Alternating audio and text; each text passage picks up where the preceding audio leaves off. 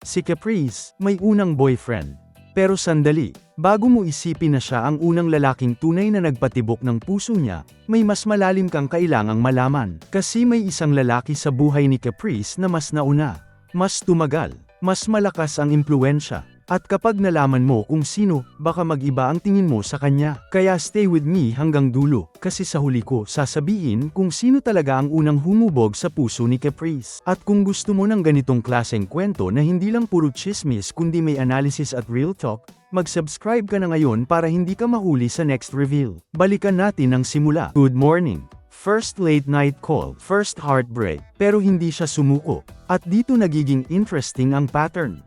Habang lumalaki ang pangalan niya, mas dami ang lalaking naiuugnay sa kanya. Kada may project, may bagong ship. Kada may interaction, may bagong issue.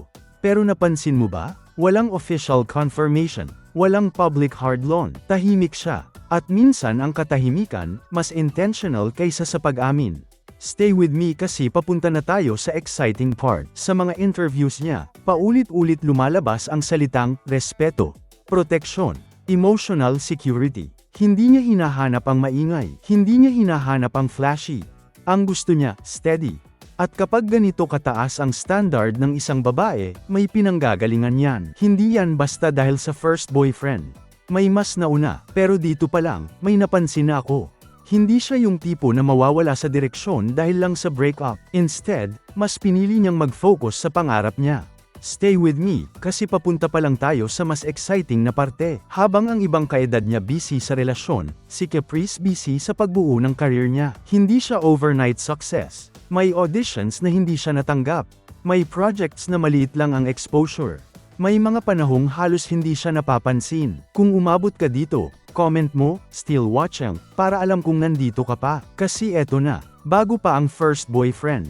Bago pa ang showbiz. Bago pa ang lahat ng lalaking na-link sa kanya, may isang lalaki na unang nagturo sa kanya kung paano dapat mahalin ang isang babae. Isang lalaki na unang nagbigay sa kanya ng seguridad. Stay with me, kasi ito na ang reveal. Ang unang lalaking tunay na humubog sa puso ni Caprice ay ang kanyang ama. Oo, her dad. Siya ang blueprint. Siya ang dahilan kung bakit mataas ang standards niya. Siya ang unang nagpakita kung ano ang tunay na respeto at unconditional love. Kaya siguro hindi siya basta-basta pumapasok sa relasyon. Kasi alam niya ang deserve niya. At minsan, ang unang lalaking nagpatibok sa puso ng isang babae, hindi ang first boyfriend, kundi ang lalaking unang nagbigay sa kanya ng seguridad. Kung nakaabot ka hanggang dito, ikaw ang solid viewer. Kaya bago tayo matapos, ano ang tingin mo?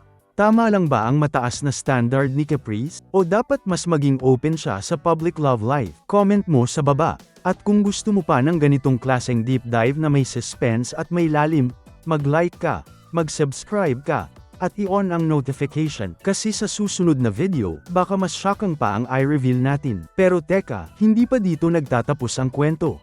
Kasi kung iisipin mo, kung ang ama niya ang naging unang blueprint ng pagmamahal, ibig sabihin, lahat ng lalaking papasok sa buhay niya may kailangang pantayan. At hindi madaling pantayan ang standard na yon. Stay with me, kasi mas lalalim pa tayo dito. Napansin mo ba kung gaano ka-careful si Caprice pagdating sa public image niya? Hindi siya yung tipo na basta magpo-post ng kahit ano tungkol sa personal life. Hindi siya padalos-dalos sa pag-share ng emotions online. That's not accident. Kapag lumaki ka na may strong father figure, kadalasan natututo kang maging grounded. Hindi ka basta-basta nadadala sa hype.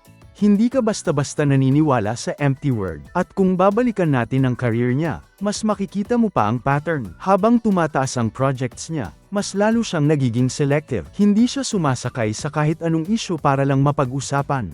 Mas pinipili niya ang trabaho kaysa sa ingay. Anong ko sa'yo, ilang artista ang kayang gawin yun ngayon?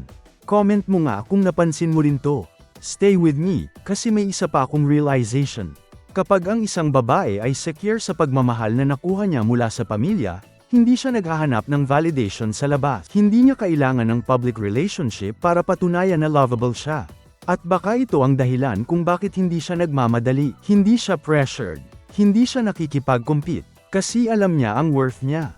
At ngayon, mas malinaw na siguro kung bakit kahit maraming lalaking naiuugnay sa kanya, nananatili siyang composed. At sa kwento ni Caprice, malinaw ang blueprint. Kaya ngayon, ibabalik ko sa iyo ang tanong.